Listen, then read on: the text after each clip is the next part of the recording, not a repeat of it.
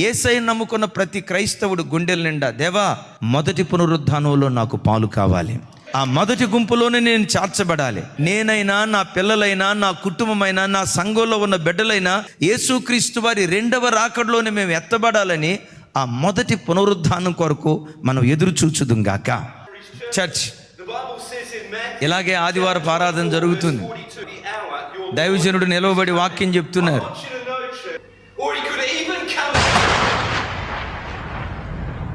అదే జరిగింది అప్పుడు కూడా.